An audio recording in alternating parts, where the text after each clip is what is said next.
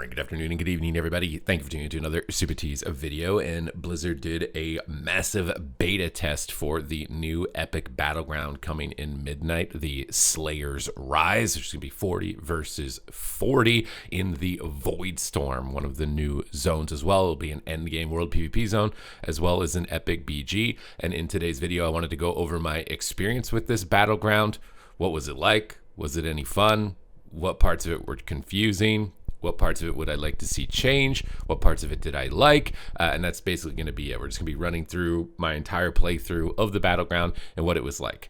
The first thing, which is a very minor point of feedback, is you can see this guy here on the screen, Vidius. This is like the equivalent of like Drekthar in Alterac Valley. He's very tiny, you know, like with these giant like mountainous rock altars behind him. I would honestly like to see him scaled up in size, similar to like the elementals that you call into Alterac Valley, because he just feels very tiny and doesn't have a lot of presence in the Battleground for what he's supposed to represent. And I know that that's like purely a cosmetic thing, but it's also kind of an immersive thing. When you run up to him, you kind of just feel like Princess Leia, where you're kind of short for a stormtrooper. He just doesn't feel like he fits with the amount of space that he's given, and there's like no guards in his room, and it's just this big open vacuum. He feels very tiny. So one of the first things would be that. The next thing is that unlike in the 10-player Battleground that they put in the War Within, there's like no instructions as to what to do or where to go. So the first thing I'm thinking is, oh, it's a Battleground, so we just run in and go to one of these bases that are on the map, right? That's because I don't know what anything does, so I guess we'll just run to a random base. But these little black void circles that I just walked past here, they can apparently make you fly, but nothing tells you that. And there's no indicator on it, like maybe putting in an icon on this thing that like it can make you fly, because if you run in here and don't know that, I mean, it's literally dragon riding. So like you're not going to move faster than this on the floor. It's going to take you like 10 times as long to get to any of the objectives if you don't realize that you can fly. And this is a completely new component, right? Battlegrounds have never enabled flying before. So I fly over here to the Shenzar refinery. I can see that there's resources at the top, and I assume it's like AV. If those go to 0 on one side, the other side wins, or if you kill the boss, that side wins. That's just my assumption, but I have no idea what this thing does. If it's similar to like the mines in AV where you control it and it gives you resources back, maybe that's what it does. But again, there's no like explanation when you join the Battleground. And then when you're crossing through the center field, the flying is limited. It's only for a small amount of time when you've used one of those void circles. Other than that, you have to walk through the rest of it. And there are these siege turrets littered throughout the middle of it, but I don't understand their purpose, because it doesn't seem like there's really anything to fight over where they can actually shoot and they have range to fire, and they can only hit the ground, so they can't really like shoot things out of the air. So I don't understand their purpose. They're kind of just decorative there, or to distract you into doing nothing. Again, maybe my understanding of the Battleground is limited, but the fact that there's just like this giant open space in the middle where it's basically a kill box for those turrets, then why would anybody go there? And there's no objective to fight over. So the center of the map felt a little bit void, unlike the Field of Strife where you have to run through it in AV. This feels like you can run on the bridges and run on the side or just fly over it. So I was a bit confused as to what was going on and where to go and where anybody else was, because the space is just so massive for 40 players. So I'm just kind of following people, and I'm imagining they're all in a similar boat, right? We have no idea what we're doing or where we're going, right? And so we're just walking through on the right side of the map and just kind of hoping that we encounter a player. I was expecting like there's some NPCs or something. There was more turrets as you move towards the opposing faction's side and base. And I think you can also hijack their void spheres if you want to fly. So you can go into their base and take it. Now I was about to finally encounter a player, and I'm thinking, oh my God, we're gonna have this legendary fight on the bridge. My first battle, but he's like, nah, I'm not doing that. And he just pieces it off the side of the bridge and starts cutting away. And I'm like, I'm a Shadow Priest. I don't think I'm keeping up with the Demon Hunter today.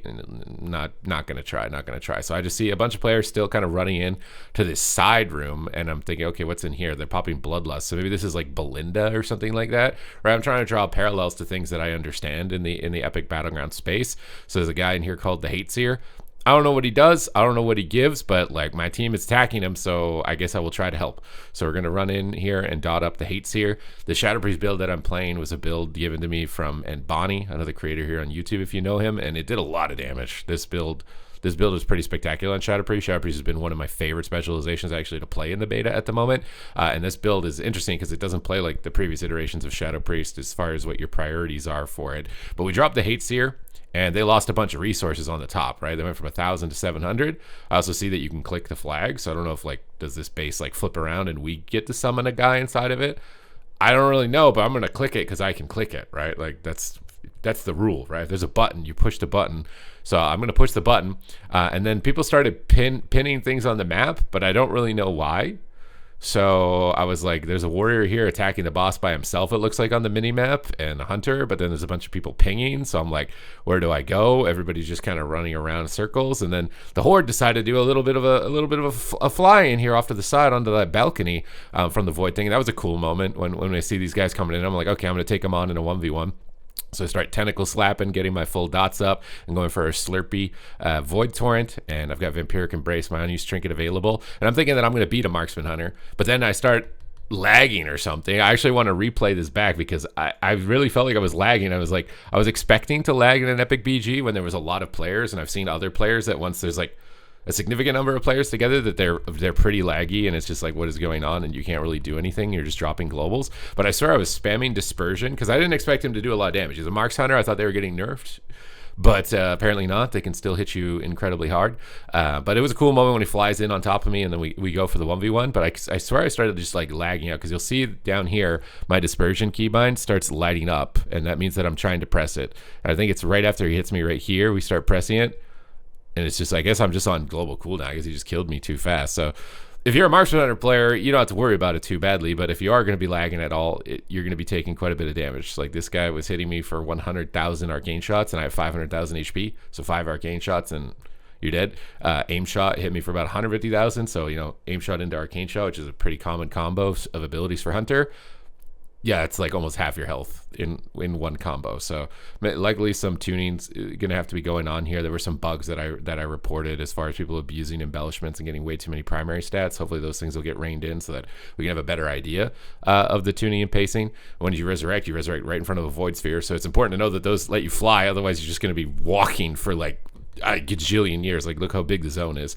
You absolutely need to be flying. So I'm flying above the zone now with the help of it, but it's also a limited flight, and I didn't know that, so it's going to kick you off your mount, and I'm like, oh, I guess it kicks you off your mount, and then we just start parachuting down, and I'm thinking, okay, they're pinging me to go to the end boss, apparently, is what everybody's saying. They're like, go to the end boss, go to the end boss, and I'm just like, okay, I'll go to the end boss. We just parachute down and try and cross over here to get up the throne and onto his side. We're already like really far up on resources. I don't really know if all of the players joined this BG again because it's on a beta. I don't know if maybe one faction was at a disadvantage based on population or something like that, and that was the issue. But basically, I've had one encounter with a player, and that was pretty much it up to this point. We've been in here for the better part of 8 minutes of the Battleground. Although it was a cool encounter when we ran into him, it just feels like the Battleground has a lot of space. And this is what I meant by presence. Like when you pull up to this guy, like all of his animations are insanely massive, but he himself just feels so dinky on the throne. He just feels so small, and like he's got no presence. I feel like he needs to be like Ragnaros level big. You know what I'm saying? Like he just feels like he doesn't have presence with how much space he's got in his upper side. But he's got a bunch of different mechanics. He got Shattering Cosmos, which explodes these circles on the ground. So I'm imagining you don't want to be standing in those whenever they do ultimately go off. And Umbral Injection will knock you back. So you can immune it right as it finishes its cast. And then Shattering Cosmos, I think, is just, again, sends out these swirlies and they explode on the ground. Visuals are all very clear. You do have to kind of just learn the mechanics of what does what. Most importantly, the knockback. The knockback seems to be very important, the Umbral Injection. So you can use Fade. I didn't learn it until after a few times that I was hit by it. And he has a lot of HP. And I don't know if there are mechanics in the BG that lower his HP or not. So like boss rushing him like this might not be the wisest strategy, as you'll see in a moment after this point, because the enemy faction can come back and assist with the boss, and with you getting knocked back and with all the swirlies that you're trying to avoid, it can be pretty devastating even for just like a small squad of people to come back, because I've seen a lot of people in Epic BGs and they just think it's going to devolve into a boss rush, which again I don't think is like the best experience for an Epic BG overall. But I think if they add the right mechanics, so like a small group can come back and wipe them if certain objectives haven't been met. But we're also just winning massively on every other reinforcement front. So I don't know if people I'm playing with happen to be more Blizzard employees or they had more experience in the BG to know what to do for the first time with this one, because it was so one-sided in that regard. But it does feel like if you don't know that you can fly, you don't know what any of the objectives do, you're gonna be at a disadvantage. So now you can see the enemy factions like, hey, they're killing our guy, so like we need to come back and help out here. We're gonna lose the game. So this Demon Hunter comes in, he's playing the new spec, the Devourer Demon Hunter, and he's just kind of trying to be a menace by himself. But you can see he's got like maybe 20 people attacking him, and he's still pretty durable. So I don't know if the boss provides buffs to the players nearby to make them a little bit stronger, but he survives for a pretty substantial amount of time. I feel like on something like the War Within, he probably would have died in like less than 2 seconds with the amount of damage that you're able to do in kind of those small burst windows. But you can see it takes a very long time. Like we're almost basically going to win on reinforcements before we're able to even drop the boss. So I'm not even sure if it's worth it strategically to try and do this, or if it would just be better to chase down players or to control whatever it is that the objectives are in the middle. I wish they were kind of labeled. I wish that someone like Rufius would come up in front of the gate, or the Dominar would say like the refinery provides us this and this provides that, and fight for this. Have this guy be the instructor of the BG like Rufius is for the Battleground that they introduced in the War Within, because it's just like, it's very jarring with how much space there is and what you need to exactly do. Now they got another Demon Hunter, and I got to sneeze really badly.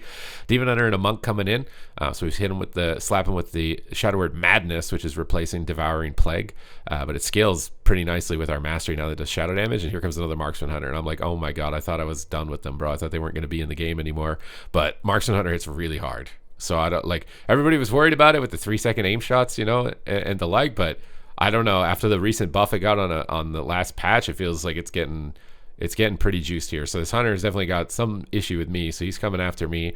I see a Rogue and a DK coming in here too, but I'm just trying to go after the Hunter. There's the knock. See how devastating it is?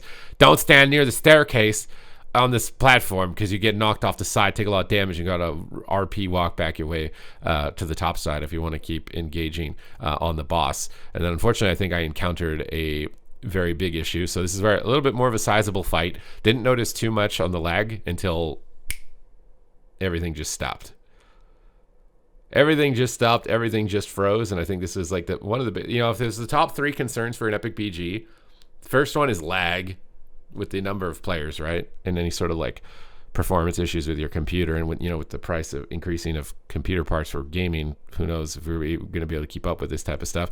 But the performance issues one, pre-mades, which I don't know if they said they were going to go after it and figure out how to stop people from queuing pre-mades, but pre-made could definitely ruin this. This seems like if one team knows what they're doing, they completely smash the other side way faster than the other. So pre-made, and healers are also really strong. So if you get a pre-made that has a lot of healers, the other team doesn't have any healers, like it's over, bro. Healers are integral to this. So they like definitely need to address the pre-made thing more seriously if it actually hasn't been addressed. The performance issues, they said in the interview that this Battleground would start with a massive 40 versus 40 in the middle of the BG. I didn't experience that. And I'm kind of glad that I didn't, because I feel like that would have been really bad. The whole computer would have just like crashed out. I think one of the advantages of like Alteric Valley is that everybody's trying to go off on their own mission. Some people are trying to take graveyards. Some people are trying to take towers. Some people are trying to just push into Belinda. There's a bunch of different split objectives where players go off to. And every once in a while, you might get a BG where everybody's agreed to go into the middle and fight after each other or something like that to try and just have some fun. And there's some nice choke points as well when you're moving through. But you're not going to have choke points because you can fly. So that is absolutely not going to be a thing for this Epic Battleground. But my experience of it is like, it's okay. It feels like there's a lot of empty space that just doesn't serve any purpose. And maybe that's just because they're using the World Zone as the Battleground skin. And so trying to figure out ways of making that have more presence or something could go a long way as far as increasing the value of the Battleground itself. And I think most importantly, adding in an NPC, the Dominar, and hopefully increasing his size a bit so he has a little bit more presence. So he feels kind of just pathetic when you pull up to him, with how epic the whole area looks, and we're literally in the void with the Void Lords. He just looks kind of tiny. I think making him have more presence, having him be the kind of the general that's telling you what all the objectives are and what their advantages are, something like that breaks down the Battleground would be very important, because I'm somebody who's played the game for a long time. I've played through all the Epic Battlegrounds. I've played at a top level in the game. I have no idea what's happening. And there's no indicators on things that let you fly, which is a completely new component. Obviously, this is a beta, so hopefully that this feedback that I'm giving, if you guys have any feedback as well from the test or what you've observed, then please move forward with it as well, because I think we all want this to be the best experience possible. But for me, the three main things are, can they address the performance issues? Can they address the pre-mades? And then 3, can they increase like the presence of the map, increase the likelihood for like player encounters? Because otherwise it does kind of feel like you just like, I just ran down one side. Now maybe again it's inexperience, that's something we'll have to wait and see, and unfortunately I don't know if that's going to be the final test for that. I kind of hope that they do another one, because I was a little bit late to it. I misread the post as to which time zone that I was in, so I only got to do 2 of them, and one of them I joined halfway through, and that was just completely pointless as far as joining halfway through and figuring out what was going on. But that's the experience of it. That's the rundown of it. I will say, as far as pacing, as soon as they address the bugged embellishment gear, which I've relayed to some people to hopefully have it be addressed, I think the pacing is moving in a much better direction, considering we're still in the beta. And I think the idea of health bars staying lower rather than just having to be paranoid of getting 100 0'd, although that hunter kind of took me for a quick glance there. That's stuff that I think is likely going to get tweaked. It's going to get implemented on moving forward, and I'm very excited to see where it ends up in that regard. But that's my breakdown for the Battleground, my breakdown and experience for it so far. Thank you guys very much for tuning in the video. Hope you guys enjoyed it, and I will see you in the next one.